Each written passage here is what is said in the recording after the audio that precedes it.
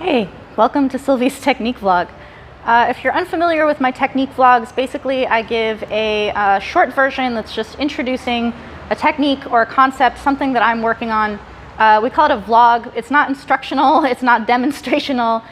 It's basically my considerations and my ruminations on something that I am currently working on, and I'm just sharing it with other people so that if they want ideas or get ideas or want to work with it for themselves, they can do that. I also have a longer version that I create for my patrons.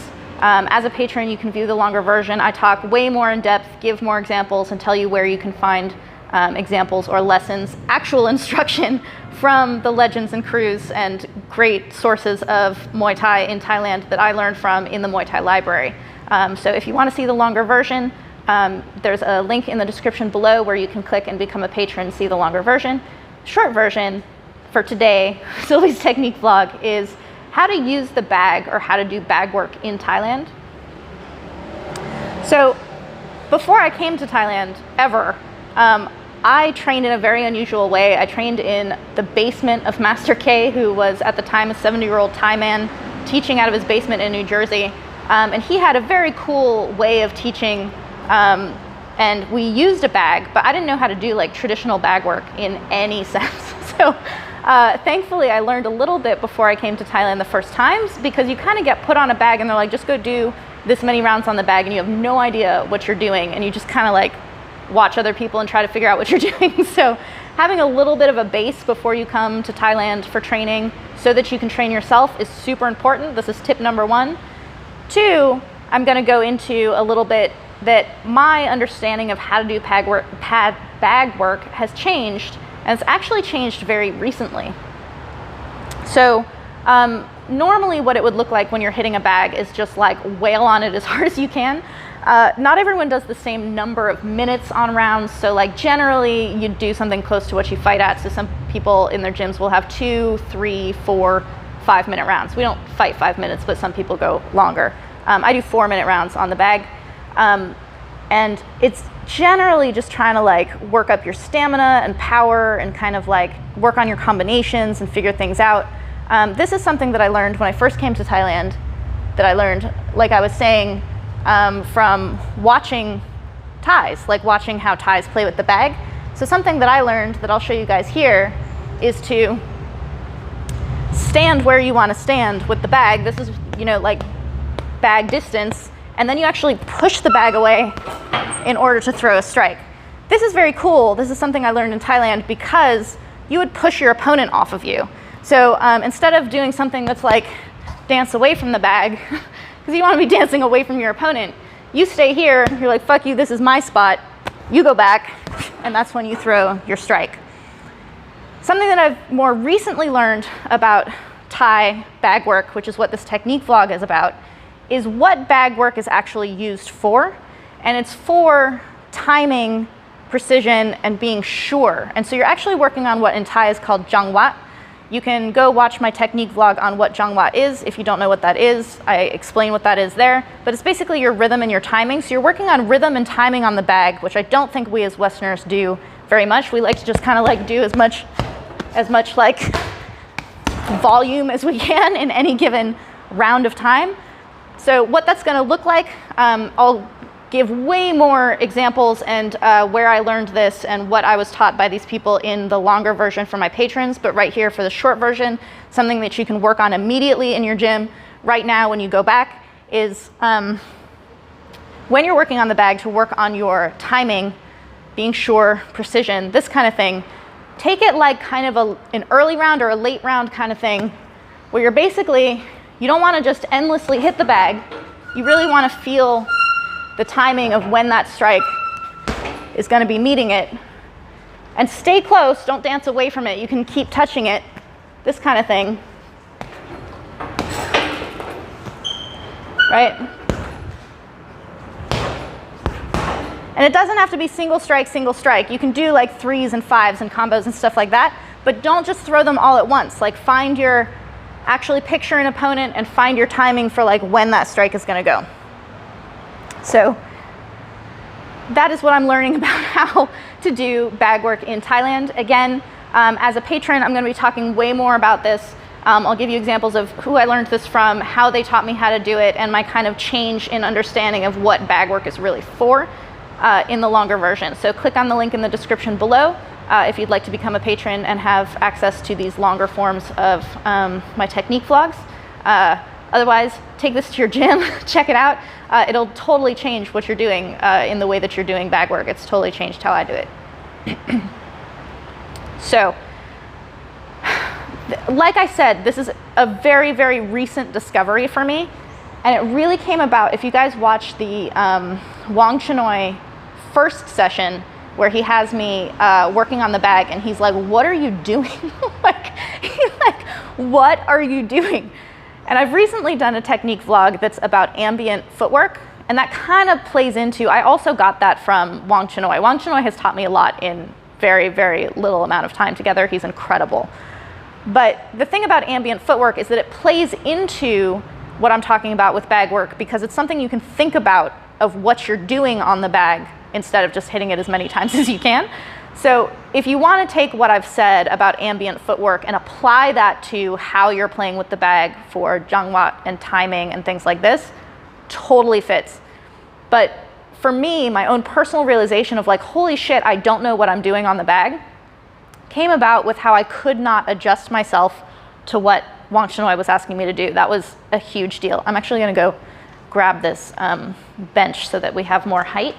So you guys are coming with me. So in my realization that I could not really not wail on the bag endlessly, that was like something that I didn't really know how to do, it really, really helped me understand that I've been using bagwork in a way completely different from what Wang Chinoy was asking me to do on the bag. Then, this session will be up very shortly. We went and trained with Duuglas-Ittu again.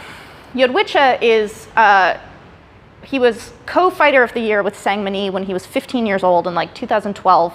He is one of the last contemporary Muay Thai fighters, like a true Muay Thai fighter.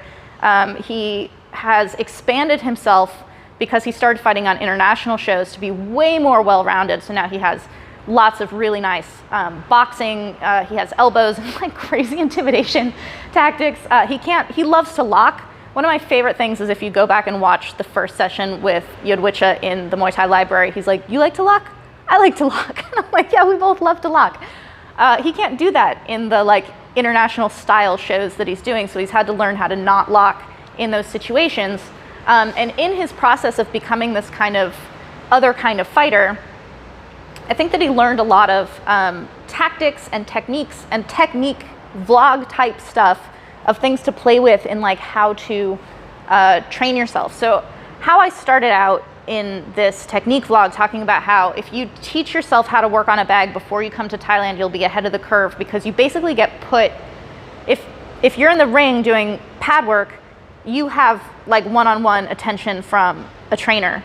Other than that, you often don't get very much instruction at all in Thailand. They're like, go do your bag work, go do your conditioning, go do this, go do that, go do your shadow. Like, if you don't know how to do these things, you're a little bit lost, and you can learn from watching other people, but get ahead of the curve first and you'll get way more out of your time.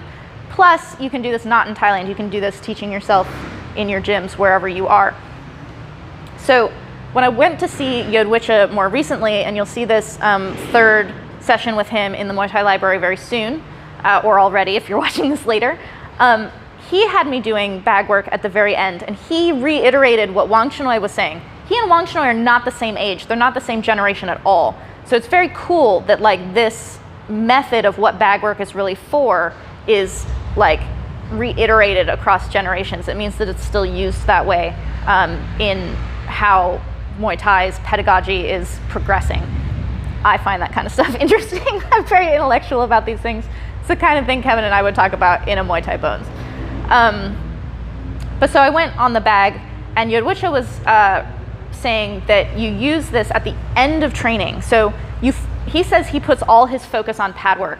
Pad work is when he puts in all his effort. It's when he does most of his like building power, building stamina, all of these things that are kind of what I think of as what bag work is for, of just like wailing on it as hard as you can, that's building power, that's building stamina. He's like, that's what pad work's for, because it's very fight real if you have a good pad man or pad woman.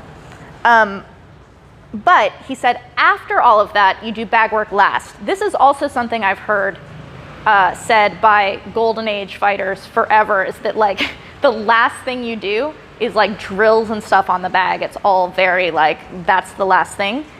But when Duuglas-Ittu was talking about how he focused on pad work and then he did bag work at the very end, it put a few of the like tumblers into place in like locking this understanding in for me, that when you're already tired, you've already put in all this effort, you're using bag work the way that you use the I'm going to control my opponent when I'm tired, when I'm already winning. Like I've been using it as the aggressive, like this is how I come forward and get the lead. In Thailand, it's more used as the I already have the lead, this is how I'm sure of each strike, this is how I understand timing, this is how I keep my opponent off of me. So that's where that like ambient footwork comes in. So I've been talking a lot. I'm going to show you what this kind of looks like in a more concrete way. So you've already done your pad work, you've done all of your like super hard type stuff. Duuglas-Ittu actually said to me, don't fake so much with your pad man because it's like impolite and you don't want to be getting them with things that they're not expecting. You can fake a little bit, but you don't want to like fake and like nail your pad man with a hook that he's not expecting. You can fake on the bag a lot and you can kind of juggle it and kind of keep it at bay. So the ambient footwork I was talking about with Wang Chinoi is kind of here. So you're kind of staying in this like striking range, right? And even with Duuglas-Ittu, when I was like understanding a little bit more, because I understood from Wang Chinoi what he was asking in terms of like, be sure when you hit it, use timing, this kind of thing, I could not help but hit it so many times. And he's like, don't go crazy, like stop hitting it so much. Like you're not going to be doing something like this against a person. That's not realistic. You want to make it very realistic for how you have to look for the effective shots or like the moment that you can do something. So you're kind of like keeping someone off of you with teeps.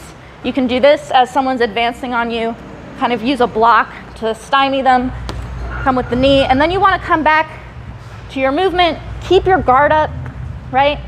Bop, bop. Move, move. You can be a little aggressive. Maybe you're not winning your fight, but you don't want to be charging forward. So instead of just like hitting it as much as you can, all this type of stuff, if you're losing and you want to use your bag work as a time to like, this is how you come forward, this is how you stay putting pressure on your opponent when you need to win, stay close to it, but don't go crazy with strikes, because you're going to like, that's not what the point is. The point is to like work on your jungwat, your timing, your rhythm. This was also something that Den, who is in the Muay Thai library as boxing, he was like, whenever you're playing with a bag, you are working on timing. And he's talking about like an uppercut bag that's mounted to a wall. So that's not even like it's swinging at you. You're working on timing of like when you're going to come in with something that's mounted on a wall. It doesn't move. How much more something that does move can you use to stay off, right? Or if you're losing and you want to be coming forward, see how I'm putting pressure on the bag by staying close to it? But I'm not going ape shit with like too many strikes.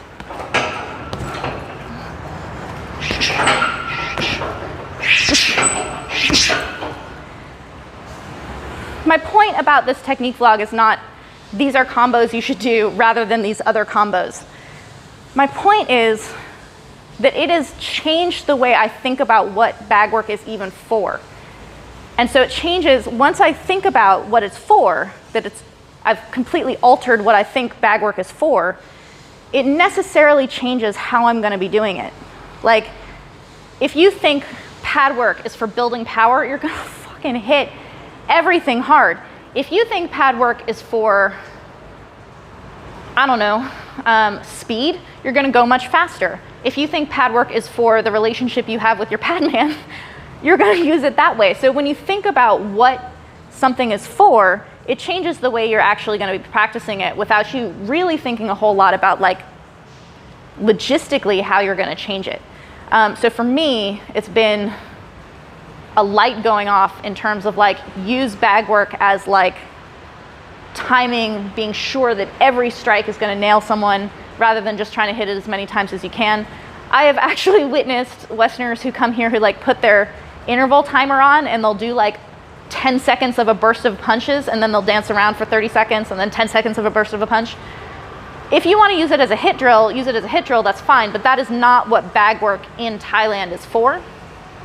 I love the idea of working on timing yourself, because these things like faking, I am not like a faking kind of fighter, but being able to work on that on your own, things that you don't need a partner for, or you don't necessarily even need a teacher for, these are really, really valuable things to start working on for yourself, because one, you can work on them anywhere, and two, there's no limit to how good you can get at it, because your imagination is really the playground in which you're working. So if you want to use your bag work for like faking, you stay at the same kind of like, this is the timing proximity, and because a bag swings, you can choose like you can choose where these things are going. I'm staying in one spot. You don't have to do that. You can move around the bag. Just don't move around meaninglessly. Something that I've noticed when I was doing my voiceover for Wang Chenwei, he was just telling me like, what the hell are you doing, while I was actually doing it, and I'm like, I'm just trying to hit the bag and it's swinging really slow and like my timing is all off. When I actually watched it again for my voiceover, I was like, holy shit, I move for absolutely no reason, and I move much faster and like flurried and tense than I thought I did. So it might help you to film yourself if you're not super self-conscious about that. Or if you have the ability to do that. I just use a selfie stick with like a little tripod stand on it. So if you can film yourself and kind of get an idea of what your bag work looks like, and that may give you an idea for like how you would rather it look, in terms of like, this is what it looks like to be working on timing, this is what it looks like to really be like faking with something swinging towards you. So that is Sylvie's technique vlog on how to use bag work in Thailand. I hope you guys like it. You can check out my playlist of Sylvie's technique vlogs on YouTube, and as a patron you can see the longer forms.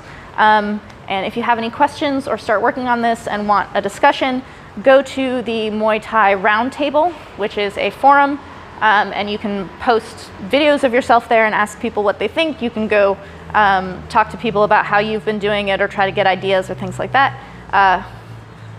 Grow the community. Thanks, guys.